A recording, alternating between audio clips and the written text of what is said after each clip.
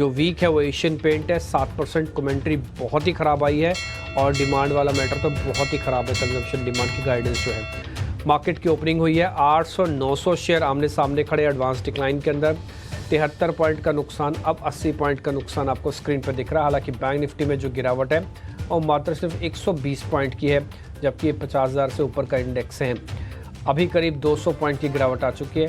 India VIX slightly opening में आज बढ़ा है, बट वो 1% की मर्यादा में बढ़ा है, तो इसलिए कोई बड़ी बात नहीं है कि मार्केट आज रिवर्सल के लिए वापस से प्ले करे, बट पहले 24,000 का सपोर्ट को टेस्ट करने के लिए जा रहा है।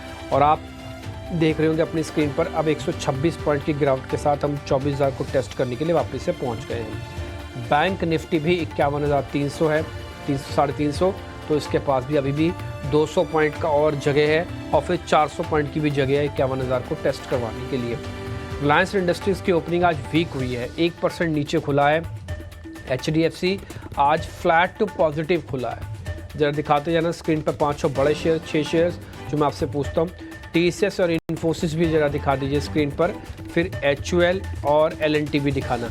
TCS आधा %, इन्फोसिस में कुछ ज़्यादा बड़ी गिरावट नहीं है और HUL भी कुछ ज़्यादा बड़ा गिरावट के साथ नहीं है। एक बार जरा L&T और दिखा दीजिए, L&T भी आप देखेंगे तो वहाँ पर भी कुछ ज़्यादा मेजर बड़ा कट आपको नहीं दिखेगा स्क्रीन पर, सिर्फ 27-28 रुपये का नुकसान है। कुल मिला के मार्केट्स के पास एक जगह है इस सपोर्ट को टेस्ट करके वापस ऊपर आने की, लेकिन जो भी आप ट्रेड लेना, माइंड माई वर्ड्स, आप लैब ट्रेड के तौर पर देना। एक बार ज़रा स्क्रीन पर वापस से दिखाना एशियन पेंट्स, उसके अंदर जो गिरावट है करीब 8% की आ चुकी है।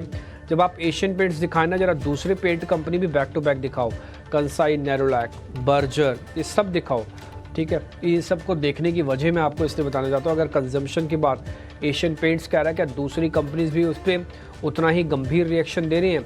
दिखाओ एक बार ज़रा, बर्जर दिखा दो और कंसाई, नेरोलैक दिखा दो।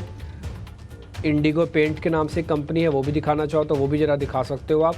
तो सारी पेंट की जो मेजर कंपनीज है वो ज़रा दिखाना, वो अभी आपको सभी ज़्यादातर नीचे ही दिखेंगी, ठीक है। एडवांस डिक्लाइन 600 और 1400 शेयरों की है।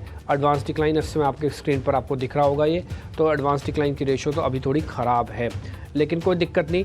24,000 को बचाना और 51,200 को बचाना आज मार्केट के लिए थोड़ा होगा काम। 15 के ऊपर आ चुका है विक्स, एक बार ज़रा दिखाना इंडिया विक्स को, ये 6% है, वापस फेयर इन द मार्केट आ चुका है, तो ये कमज़ोरी मार्केट के अंदर आई है। FIs की होल्डिंग भी लो टेस्ट कर रही है, विक्स भी थोड़ा सा बड़ा है, तो ये सारी चीज़ें नोटिस करने वाली है। बस आप नोट करते रहो, सौदा भी पंच मत करना, अभी रुको ना थोड़ा। हाँ, अगर किसी को लेना भी हो तो 24,000 का स्टॉप लॉस लगा के पकड़ लो, 1-2 लॉट, वो भी लैब ट्रेड जैसा ही, इससे ज़्यादा कुछ नहीं। दूसरा पॉइंट, आज जो गिरने वाले शेयर्स हैं उसमें मेरे को अब एशियन पेंट्स के अलावा कोई बड़ा ऐसा खतरनाक टाइप अभी तक शेयर नहीं दिखा। एक जरा एक्सिस बैंक और ग्रासिम और दिखाना, उनकी जरा कितनी गिरावट है जरा स्क्रीन से चेक कर लेते हैं। और तो कुछ नहीं है, और जो छोटे छोटे शेयर्स ही टूटे, जैसे सुजलोन है 5%, RVNL है, ये तो बढ़ते भी ऐसे ही हैं।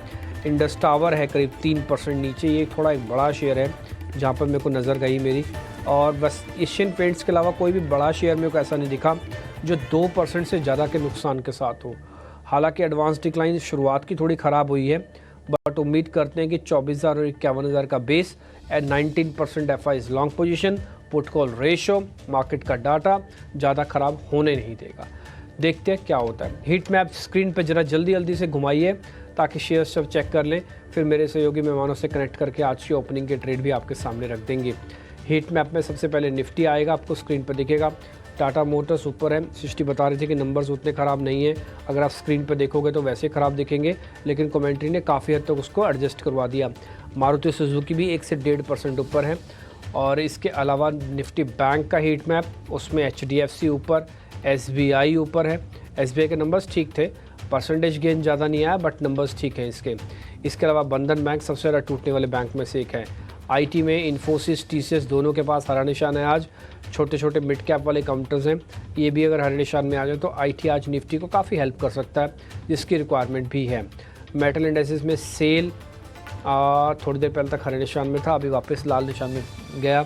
ये एक शेयर है जो नोटिस किया जा सकता है, ये बैन में चला जाता है, लेकिन जब तक बैन में नहीं है तब तक आप इसका ट्रेड का फ़ायदा या इसका मज़ा ले सकते हैं। ये FMCG के शेयर्स, ब्रिटानिया आधा % ऊपर है, ज़्यादातर शेयर समय कमज़ोर। इमामी और मैरिको में सबसे ज़्यादा नुकसान 1 से 1.5% के आसपास का है। इसी तरह से मेटल वो भी दिखा दीजिए, ऑटो भी ऑलरेडी आपने देख ही लिया था। मारुति टाटा मोटर्स निफ्टी के भी टॉप गेनर्स हैं। अशोक लीलैंड नंबर्स के लिहाज से बेहतर है और 226 रुपये यानी कि 225 का जो टारगेट आज आपको दिया था राहुल ने, वो भी कंप्लीट हो गया है। ये मिड कैप और स्मॉल कैप भी आपकी स्क्रीन पर आएगा। अब मेरे दोनों सहयोगी मेहमानों से कनेक्ट करके आपके सामने ओपनिंग के ट्रेड रखेंगे।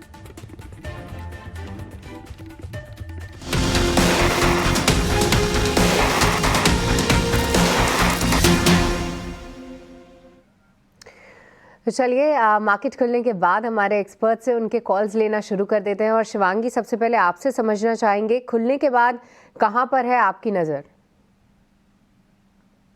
नजर है इंडियन होटल पे। हम देख रहे हैं कि फ्राइडे के सेशन में भी यहाँ पे 4.5% का जो शॉर्ट्स था वो कवर हुआ है, यानी कि ये शॉर्ट कवरिंग मूव देखने को मिला था। और अब जो है यहाँ पे लॉन्ग्स ऐड हो रहे हैं फ्रेश हाइस पे। एक नए टेरिटरी में कामकाज करने के लिए पूरा सस्टेन्ड मूव यहाँ पे नजर आ रहा है। प्रीवियस एक हमने देखा था कि 725 का एक हर्डल था, वो स्टॉक ने काफी अच्छी तरह से स्मूथली सरपास करके होल्ड करते हुए नजर आ रहा है।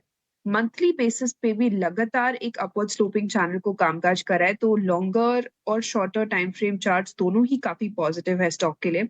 तो यहाँ पे खरीदारी की सलाह है। शॉर्ट टर्म के लिए 770 के टारगेट्स बनते हुए दिख रहे हैं, 725 के एक स्टॉप लॉस के साथ। और थोड़ी अगर लंबी अवधि की है तो 800 तक के टारगेट्स यहाँ पे बनते हुए दिख सकते हैं। ठीक है, तो 800 तक के टारगेट्स मध्यम अवधि में इंडियन होटल्स के लिए आप ध्यान में रखें। और देखिए ये काउंटर काफ़ी स्ट्रॉन्ग है क्योंकि मार्केट की पूरी करेक्शन या वॉल्टिलिटी के बीच में इसने पहला एक तो पार्टिसिपेट नहीं किया और दूसरा आज देखिए फिर से ऑल टाइम हाई बनाता हुआ दिख रहा है। तो कितना स्ट्रॉन्ग काउंटर है आपको इसी से पता चल जाएगा। प्राइस एक्शन अगर नोट करेंगे तो यहाँ पर शिवांगी के जो नियर टर्म टारगेट्स आ रहे हैं वो 770 के हैं, 725 का आपको यहाँ पे स्टॉप लॉस लगाना है। पर हम देखें आज तो इंडिया विक्स में भी लगभग 5% का उछाल देखने को मिला है। मार्केट्स वॉलेटाइल जरूर है क्योंकि निचले स्तरों से जिस तरीके का खुलने के बाद एक तेजी से ड्रॉप जरूर आया था, उतनी ही तेजी से थोड़ी बहुत रिकवरी के संकेत दिखा रहे हैं। निफ्टी 50 फिलहाल 50 अंकों की गिरावट दिखा रहे हैं। वहीं निफ्टी बैंक एक पॉइंट पे 230-240 अंकों की भी गिरावट थी। एक ही कैंडल में लगभग 100 पॉइंट्स रिकवर करता हुआ वो है आपके लिए निफ्टी बैंक। यहाँ पर अभी जो है 150 पॉइंट की कमजोरी है। पर आज देखिए तो पावर स्पेस भी थोड़ा सा पावर इसमें वापस लौटती हुई दिखी है, जहां पर खास तौर से पीएफसी की अगर हम बात करें तो कई दिनों के बाद यहाँ पे 3% का उछाल जरूर है। गौरांग जी, आपसे समझना चाहेंगे क्योंकि पूरे पावर क्षेत्र में देखें, चाहे वो पीएसयू काउंटर्स हो, पावर फाइनेंसर्स, पीएफसी, आरएससी जैसे स्टॉक्स या फिर अन्य पावर रिलेटेड काउंटर्स जिसमें कि टाटा पावर अगर आप ले लीजिए, काफी वीकनेस हावी हो चुकी थी। गौरांग जी, क्या यहाँ पे कोई अट्रैक्टिव अपॉर्चुनिटी आपको दिख रही है? तो सृष्टि, थोड़ा समय दीजिएगा इस प्रश्न का उत्तर देने के लिए, क्योंकि अगर आप ऊर्जा उत्पादन की बात करते हैं तो उसके साथ साथ आपको ऊर्जा वितरीकरण और ऊर्जा उपकरण के क्षेत्र भी ध्यान में रखना चाहिए, क्योंकि ये तीनों ही एक बहुत बड़ा ब्रह्मांड बनाते हैं जिसे हम ऊर्जा क्षेत्र कहते हैं। जिस प्रकार से हमारे भारतवर्ष में ऊर्जा की कमी जब से हमें आजादी मिली तब से रही है, आज की तारीख में भी है और शायद थोड़े समय तक रहेगी, क्योंकि साल दर साल ऊर्जा की मांग बढ़ रही है। दूसरे तरफ जो विकास हो रहा है देश का, जिस प्रकार से ग्रामीण मध्यम ग्रामीण भागों में बिजली की कमी थी या फिर नहीं के बराबर थी, वहां पर आज आप देखने जाए तो बिजली के तार पहुंच रहे हैं और घरों में आपको रोशनी होती हुई दिखाई दे रही है। पर्यावरण और मौसम को लेकर के भी जिस तरीके से परिस्थिति हो रही है, उसके कारण भी मांग बढ़ रही है। तो ऊर्जा उत्पादन में 3 या 4 कंपनियां हैं, Tata power, NTPC, CSC, JSW energy और टोरेंट पावर। ऊर्जा वितरीकरण में पावर ग्रिड जैसी कंपनियां हैं जो कि बिल्कुल मोनोपोली के बराबर है, जिस प्रकार से उनका ग्रिड नेटवर्क पूर्ण भारतवर्ष में है।